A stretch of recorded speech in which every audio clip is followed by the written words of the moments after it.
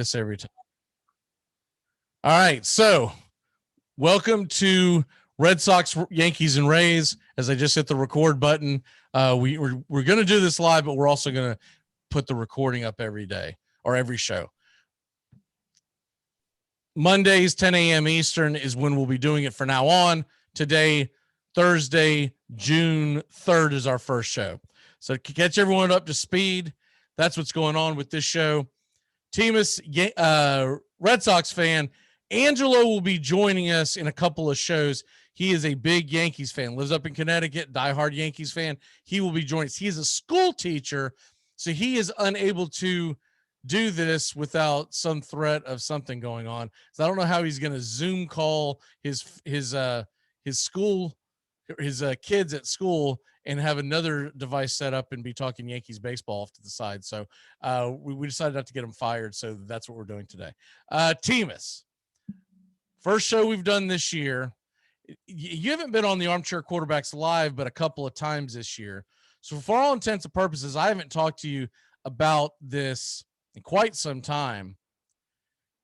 How pleasantly surprised are you with your Red Sox, considering the fact that they're sitting in second place? They've got a puncher's chance now to make the playoffs. What say you? Thrilled, honestly. We had discussed at the beginning of the season. Nobody expected this. I mean, the Red Sox now, I knew it all. No, nobody knew this. Nobody thought.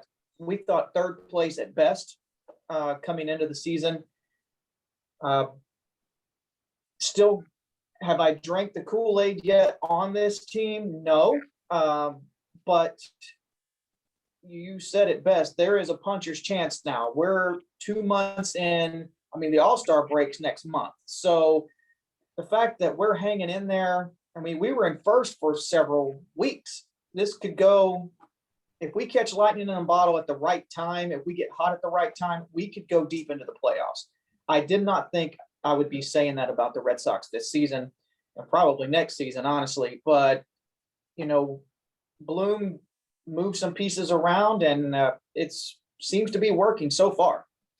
Yeah, he's done a lot with the little. And look, I told people at the beginning of the year, I thought the Red Sox were going to be decent. Everyone had them down as the last place team in the division, maybe above Baltimore. And I simply didn't see it because the offense is too good. It just is. The Red Sox offense, I felt like could carry them. And all they had to do was get a much better bullpen that they had last year, which wasn't going to take much, right? And to get solid starting pitching. And that's what they've done.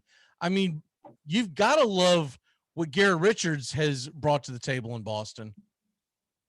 Yeah, that was a surprise as well. There have been several surprises. One, I didn't know nothing. Like when the season started, I kept, who are these people? I knew hardly anybody on the Red Sox, and I study them in the offseason and everything. We know they're Red Sox fans know the players' wives' names. This season I had no idea who half these guys were. I knew nothing about Garrett Richards, nothing at all. And but he has stepped it up in the last. Erod started out very, very strong. He struggled as of late, but he came out. He was 4-0 at one point. Evaldi is still throwing, 200 miles an hour.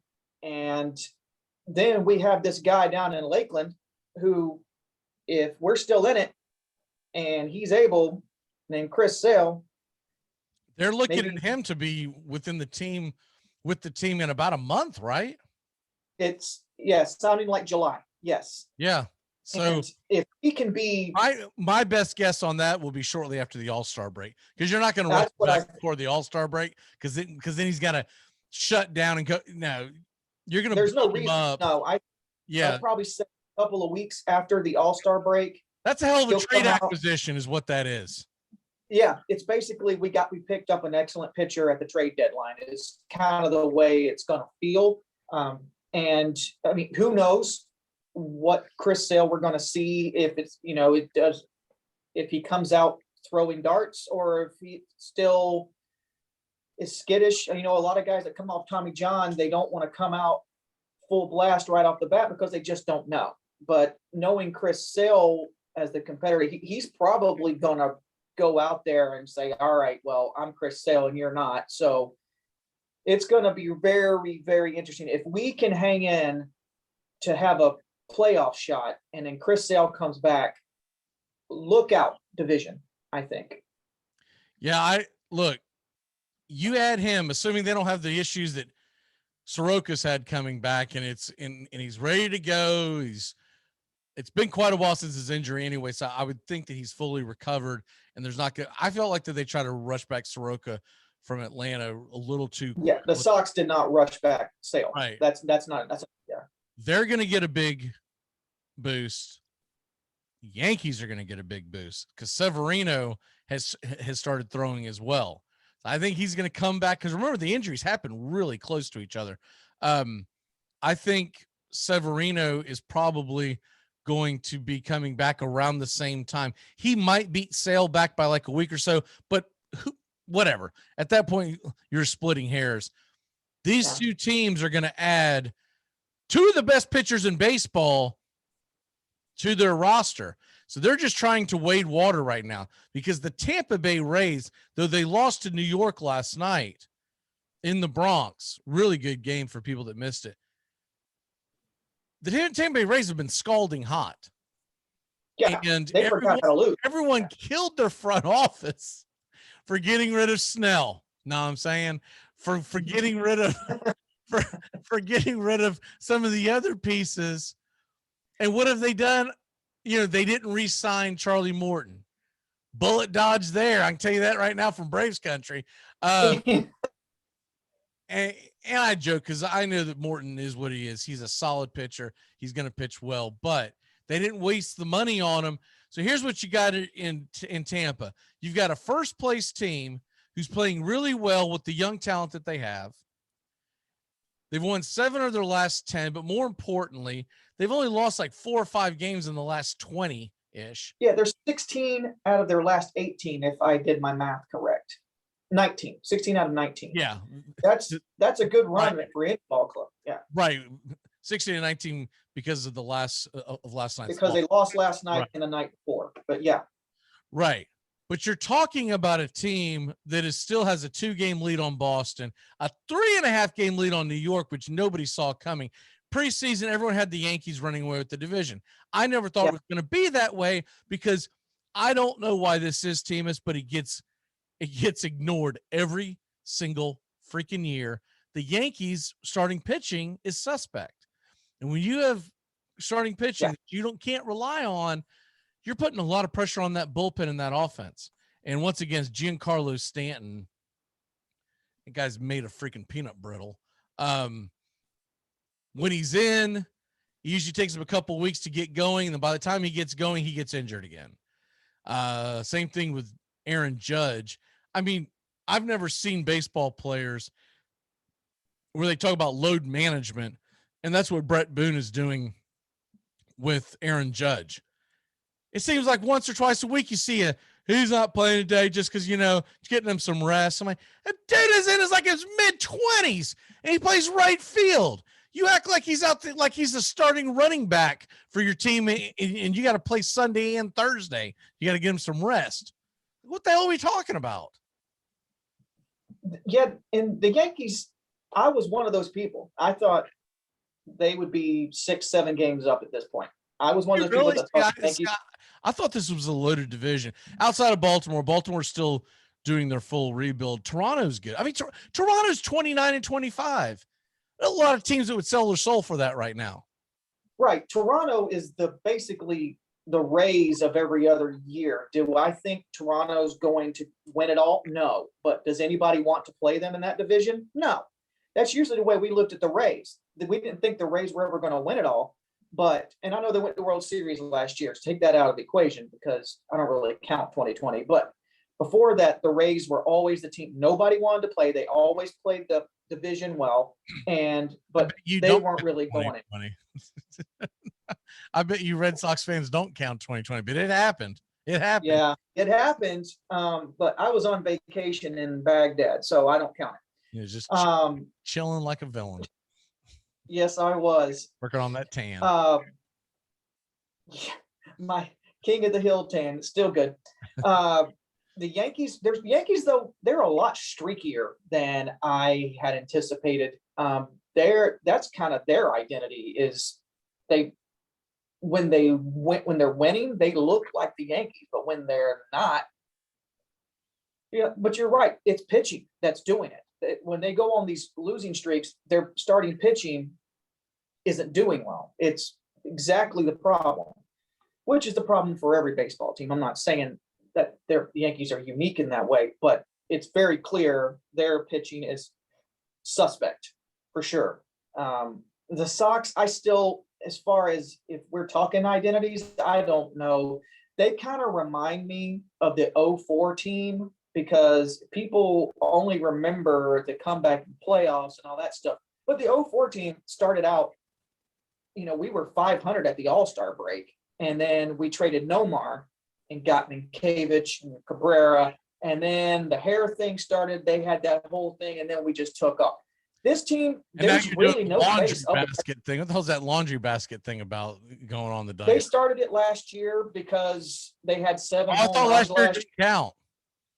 Well, I don't think it does, but they did it last year a couple of times and they kept it going this year. Who's the face of the Red Sox, though? I mean, it's not. I mean, because there's no real major. Santana, by God. So, I mean, is it Xander? He's the longest tenured Red Sox. I think it's Xander, and I think it's JD Martinez. I think it's a combination of those two. And then when you get to the next layer, obviously Chris Sale when he's healthy, but the other face of the team that I still think has untapped talent that has played okay this year, but he's much better than what his numbers are currently is Rafael Devers. Well, I mean, Devers has got almost 50 RBIs already. He's a hitter. Is he a third baseman? Yeah, I mean, JD is fantastic and everything, but you can't tell if he's awake unless he's got a bat in his hand. Yeah, I guess what I'm trying to say, and I'm not trying to knock Devers' season so far. What I'm saying is I think Devers is actually better than a 296 hitter. I think he's actually better than what is his actual. He's 296 away. I stumbled on a weird page. I don't know what the hell they got going on here. But anyways, Devers I think is actually better than what he is, even though he's played okay this year. I think he's actually much better. Because last year, he was a guy that was on fire. And remember the year before he couldn't hit water falling out of a boat? Yeah. I mean, well, and he was also what, 19 then? He's only like 22, 23 now. Yeah. So to my point, he's hitting 278 right now, 296 on the road. It's really strange that his batting average would be much lower in Fenway because it's a hitter's park. Yeah, he does have 14 home runs, 43 RBI. You like that? I just think that he's a guy that can be even better, which is scary. Xander Bogaerts is just unreal right now. He's one of my favorite players to watch in all of baseball. Yeah. I'm just like, we don't have that big personality on that team this year so far. We don't have a Poppy or a Manny, thank God, or like a Mookie, always the big way. But they find a way to win. And so it is made for a very interesting team to watch, even though I may not know everything about the players like I normally do. Because I mean, it's just interesting. I mean, who is your MVP now? I think it's got to be JD Martinez right now, right? It was JD or Xander. Yeah. Between the two of them. Okay. Yeah. Of course, it would be hard for me to dismiss Xander, but I think if I had to pick one, yeah, it'd be Martinez. Yeah. but Xander's there, you know, I mean, he's good in this, he's good up the middle. You know, he's a decent glove, and can hit, and he's fast. It'd be hard for me to say anybody but Xander, but if I did, it would be JD. Switching gears to the Yankees, excuse me. They can't keep Luke Voit healthy, which has been an issue. DJ LeMahieu's had a little. He's evidently human, I guess is what I'm trying to get at. Because LeMahieu the last couple of seasons has been phenomenal in pinstripes. This year he's a little more of what everyone thought he was, but it's still early. I still think DJ LeMahieu is one of the more polished hitters in baseball. But Gleyber Torres has been an absolute disaster defensively. Yeah. And yeah. I just don't know how much more you can put up on or put up with his terrible defense, because is his offense worth his defense? And right now, I'm not sure it is. That's a uphill argument to make. That, I mean, what's his average? I haven't looked, but never ask a question you don't know the answer to. That's the number one rule of radio, but it is 266. He's hit much better recently. He was down there below the Mendoza line there for the longest time. So yeah. Recently, I don't have his splits in front of me, but recently he has actually hit much better. But 266 with only 2 home runs. He just got his first home run recently. It's been like the past couple of weeks. Okay. That's a terrible look for a guy who's supposed to be there for his offense. And he just flat out, when did he get his first home run? Was it May 9th? May 9th was his first home run. That's ridiculous. That's 5-6 weeks. Yeah. I mean, when you're talking about a guy that's supposed to be there for offense, because his defense has just been trash. He's starting to remind me of damn Chuck Knobloch out there playing defense. And in fact, Knobloch's a little better because at least he'd catch the ball. He'd throw it into the stands, but he'd catch the ball. I think they really have to think about, what is this kid now? He's 25. They need to really think about making a move for a shortstop if they want to be real contenders for an actual World Series title like Yankee fans think that they should be. Yeah, because, I mean, in shortstop, it's such an important position, and now we don't expect him to be Derek Jeter or anything like. Nobody's saying that, but you need a strong shortstop to, they run the infield, and they're kind of the captain of that little ship in there. I don't know. You can only go so long, and Boone seems to be I don't know. It doesn't really seem like Boone minds that much. So, I mean, I don't know. I would have probably talked to the front office and said, hey, how much longer do you want me to go with this guy? And maybe he's done that. We don't know. I'm not sold on Boone. I think Boone is terrible. I really do. I think he is a yes man to the analytic army that they have hired with the Yankees, and a lot of guys have become that. I beat up on a lot of other managers, but Boone is the analytical antithesis of what people gave Kevin Cash a hard time about last fall. Remember when he pulled Snell, and Snell was pitching so well, and a lot of people feel like that it might have cost the Rays a chance to win the World Series. This is every day with Boone. And like I said, he's been doing the load management thing. It's just a disaster at this point. The Rays at this point, we'll switch gears real quick, and then we'll jump on to the Yankees Red Sox, which takes place this weekend. The Rays real quick, because I don't want to skip past them. They've been doing it on pitching and timely hitting. they are not tearing the cover off the ball. They're not putting an exorbitant amount of runs up, but the runs they get in, they make them count. And it looks like Feierreisen is going to be the closer going forward.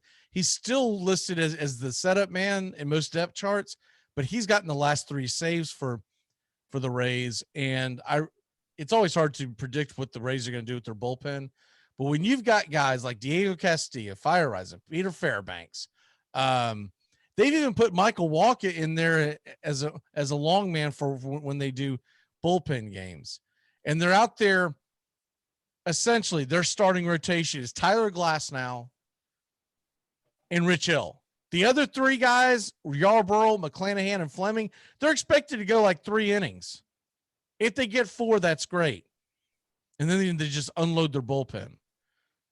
But they're getting great production out of their hit. Randy Arozarena carried that offense for about a month.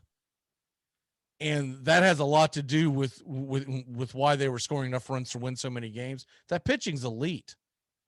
And that's going to be the problem. I don't think the Rays are going away. I don't either. And here's the thing. I heard yesterday, they've already, they play the Yankees 6 series a year. This is the 4th. So the Yankees don't play the Rays, but 2 more times the rest of the season. Right. So the Rays keep moving forward. It's going to be that much more difficult for the Yankees to make up any ground on them, and we haven't even played the Yankees yet. So the second half, this is a weird season. It's June and the Red Sox Yankees haven't played each other yet. I don't understand how that happened, but the Rays and the Yankees have been living at each other's house this entire season. Well, I honestly believe that was by design with the Yankees and Red Sox, because I really believe, because if you look at some of the rivalries in the Northeast and in the blue states politically, I believe that they intentionally and MLB made sure that the Yankees and Red Sox wouldn't play until they waited till June. They were hoping to get more COVID restrictions lifted in New York and in Massachusetts, because they want to put butts in the seats. You don't want a Yankees Red Sox rivalry in April and you got a bunch of stupid, cardboard boxes out there in the outfield again. This now we can get some. I don't know what the actual restrictions are right now, but you should get a decent crowd. Fenway's at full capacity now. Okay, I wasn't sure, because every time I think I see that a team is at full capacity, all of a sudden they're not. No, as of May 29th, if I'm not mistaken, 28th or 29th, Fenway went back to 100%. Okay, so I believe every time I think New York is, and they say, oh yeah, but, and I had heard that there was going to be New York last weekend, Memorial Day weekend was going to be putting all the butts in the seats, right? And then I watched a Mets game, and you could see empty seats everywhere. I'm like, that can't be, because they're not interested in the ball game, because the Mets are in first place in New York City. There's no way in hell they're just not going to the game, right? And so I'm not sure about New York, but this series that we are referring to, that's taking place in Fenway, no? No. It's in New York? Friday, we got a 3-game series at New York. Okay, so Friday, Saturday. So Sunday. why the hell were you bringing up Fenway? Who gives a damn what they're doing in Fenway if they're not going to be playing in Fenway this weekend? Well, you asked what you weren't sure what the capacity. I thought you were alluding that, because I thought it was in the Bronx, but then when you said that, I was like, okay, well maybe it's not in the Bronx. So I don't know. I guess we'll find out. Every time they say there's going to be full capacity, it seems like there's always a reason why there's not. Now, with the NBA, when I see the Knicks games on, I know there's not full capacity, A, because no one gives a crap about it anymore, and B, the NBA is actually blocking off seats. So they were only letting seats in on one side of the arena. Don't get me started on why the hell, if you're going to have seats, fans that stands on one side of the arena, why isn't that where the cameras are at, right?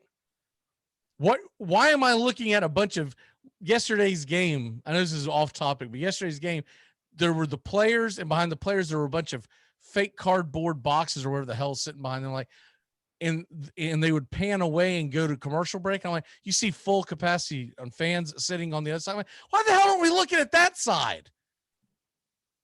Because basketball is like football. It doesn't matter what side of the field that you're broadcasting on, right? Right. It's not like baseball where you're like, okay, we're gonna get the full shot of the most fans. Unfortunately, we're gonna be behind the pesky pole. It's just, anyways. All right. So with that being said, Yankees, Red Sox this weekend, because we got to start wrapping this up. It is in Fenway. Okay. No, I'm sorry. Bronx. It is in the Bronx. Yeah. So I'm looking at that right now and trying to get an updated. I swear they take forever to update these damn pitching rotations, but it looks like that. Pull it up real quick so I can get a. We have Evaldi throwing on Friday. Well, the first thing I was going to say was that the Red Sox are going to dodge Cole because Cole is pitching today. So the worst thing that can happen to you is for that game to get rained out. Okay, I'm just going to. Which is at 1:00 today, and I haven't checked the weather in New York. Yankee fans are starting a rain dance right now. Even though they want to beat Tampa, they'd much rather have Cole going up against Evaldi. The Yankees have yet to determine who their starter is. Yeah, they don't have a starter for Friday. We've got Evaldi, Erod, and Garrett Richards. We'll figure that out in a minute. On Saturday, Erod is going up against Tyon, which advantage Red Sox. Even though it's in the Bronx, Erod, although he's struggled a little bit this year with his 5.64 ERA, Tyon is garbage. Every time I watch him pitch, I'm like, this guy, he's not the answer. And then Sunday night, we get Garrett Richards versus Domingo Germán. That's a great pitchers matchup. That should be a great game. Now, to try to find out. Give the advantage to in that game, though, in Sunday nights. Domingo Germán, because he's at home. But that's the only reason. That's fair. If the game was being played in Boston, I would say Richards.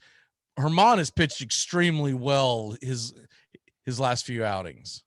And so I think it's going a little bit under the radar, but I play quite a bit of fantasy baseball. I've got him on several of my teams, and he's performed really, really well. So I'm going to have to say that they're both. What'll be interesting is that Richards, which I'm sure this wasn't by mistake, they went out and got Richards. And though there were question marks about him, Teamus, I think the most important thing about him, he was a righty. And the Yankees are loaded with right-handed hitters. And so if I'm to guess who the Yankees send out there, it might be Michael King again. It might be a bullpen game on Friday. Well, let me ask you this. Being you brought up the bullpen, what kind of reaction? I know he was traded. He didn't finish his contract and sign. What kind of reaction from the crowd do you think Evaldi's going to get being traded from the Yankees to the Red Sox? Because it's usually vice versa. The Yankees always take our sloppy seconds, but this happened. It was opposite day, I guess, and Evaldi's been pitching well. What kind of reaction do you think he's going to get in the Bronx now that he's switched sides? Well, I don't think he was hated in the Bronx. He just wasn't. He didn't play well in the Bronx. And the Yankees have such a loaded bullpen. They knew that they had options. It was strange to see them move a guy from New York to Boston. You don't normally see that. I'll say right. It's really strange. I don't think it's going to be a thing. Not like when remember something. He wasn't the most popular Yankee in history, and I'll tell you why. He made the comment shortly after he signed with New York a couple of years ago that he would strike out Babe Ruth every time. Well, because he was you can't say that in Boston either, but you can't say that. You can't say that in anywhere because he's an idiot. He's an Indian. That's why I've never liked him, because he's one of these, oh man, because I throw in the 90s and I'd strike him out every single time. And blah, blah, blah, blah, blah, blah, blah. No, you wouldn't, son. No, you wouldn't. And then he went out and followed that up by having a terrible year. So he wasn't the most popular player in the Bronx to begin with. And so you kind of add that to it. Yeah, I don't think it's going to be a thing, but I was just curious if there would even be a reaction. Yeah, he's not Aaron Judge.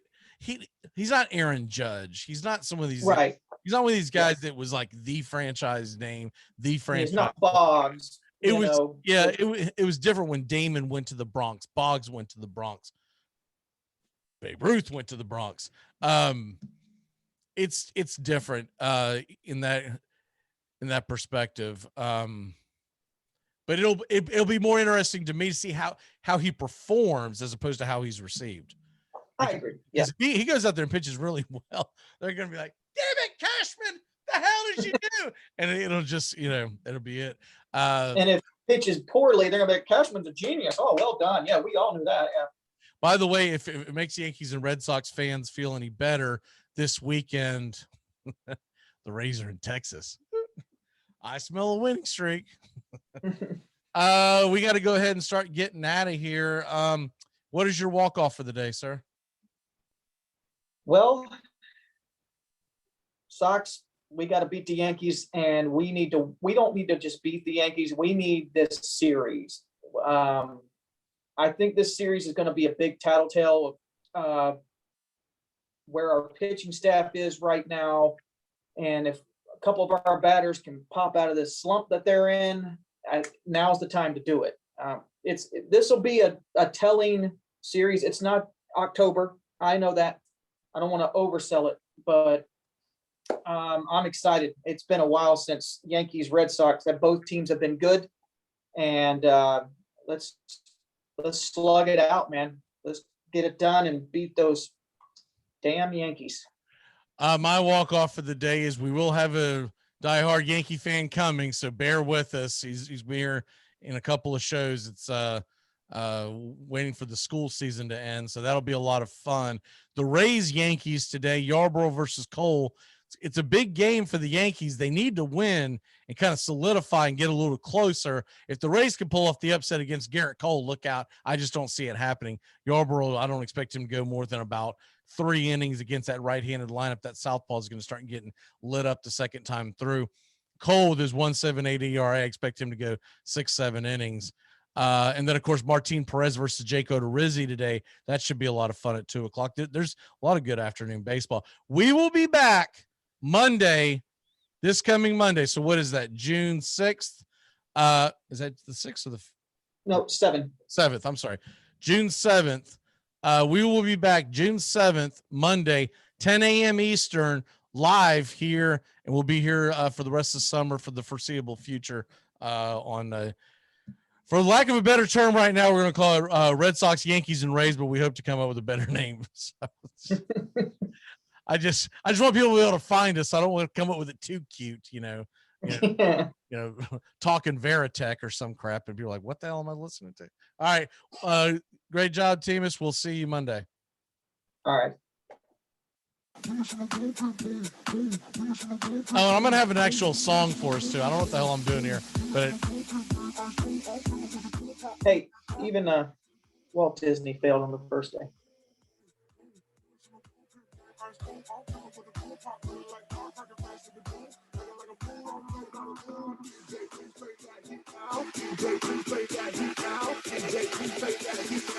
Sip H, that super